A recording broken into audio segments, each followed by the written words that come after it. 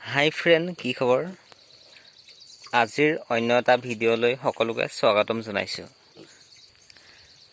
আজি আপোনালোকক জনাম যে কোনো ধৰণৰ খৰচ নোহোৱাকৈ কিদৰে গাহৰিৰ দানা প্ৰস্তুত কৰিব পাৰি। আহকচোন ভিডিঅ'টো আৰম্ভ কৰোঁ। গাহৰিৰ দানা প্ৰস্তুত কৰিবলৈ প্ৰথমতে মই সকলোৱে চিনি পাই হালধীয়া ফুলে দেখুৱাই দিছোঁ। চাওক, এনেকুৱা গছৰ কিছুমান পাত ছিঙি ল'ম ঠাৰি সৈতে।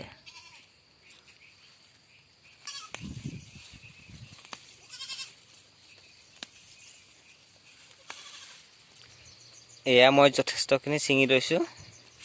ইয়াৰ লগত আৰু কি মিক্স দিম চাওঁ ব'লক। মোৰ পোৱালিকেইটা সৰু হৈ আছে বাবে বেছিকৈ দানা বনোৱা নাই। বেছিকৈ দিলেও নষ্ট কৰে, সেইবাবে কম কৰিয়েই বনাইছোঁ।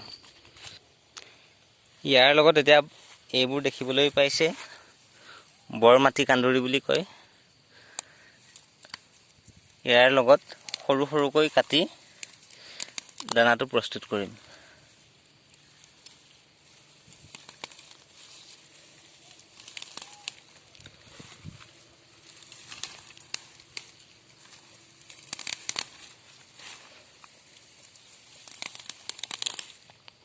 হৈ যাব আৰু লগত ৰঙালাওৰ আগ মিক্স কৰি দিম।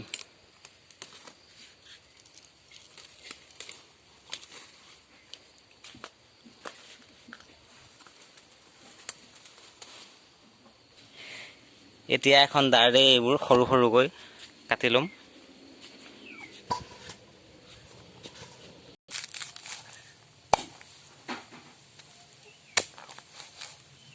এনেকৈ সৰু সৰুকৈ কাটি ল'ব, যাতে সিহঁতৰ খাওঁতে অসুবিধা নহয়।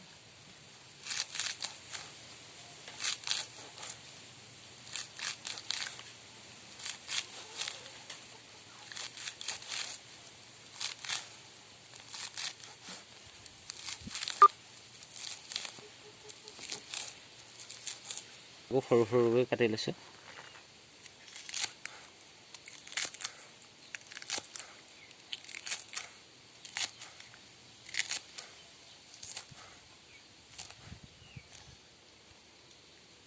হালধীয়া ফুলৰ গছবিলাক কাটি লৈছোঁ।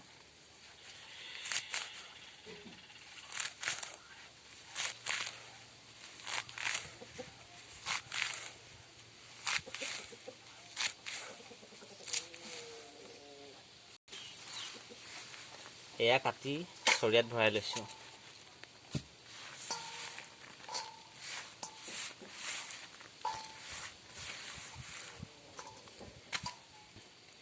ইয়াত অলপ নিমখ ছটিয়াই দিছোঁ।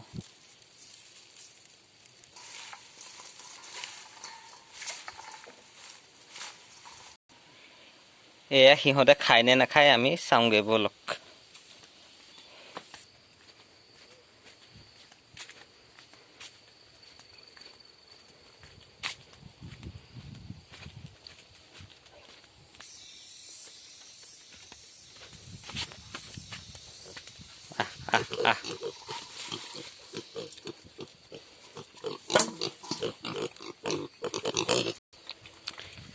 এয়া চাওক, সিহঁতে খাবলৈ আৰম্ভ কৰি দিছে।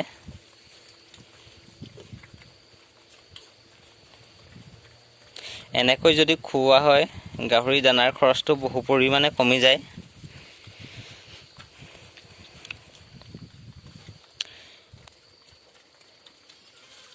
যিসকলৰ গাহৰি আছে তেওঁলোকে কি এনেধৰণে খুৱাই জনাবচোন কমেণ্ট কৰি।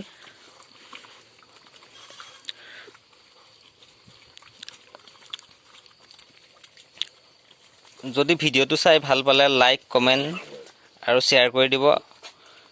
আৰু যিসকল নতুনকৈ আহিছে মোৰ চেনেলত, সেইসকলে চেনেলটো ছাবস্ক্ৰাইব কৰি দিব। ধন্যবাদ।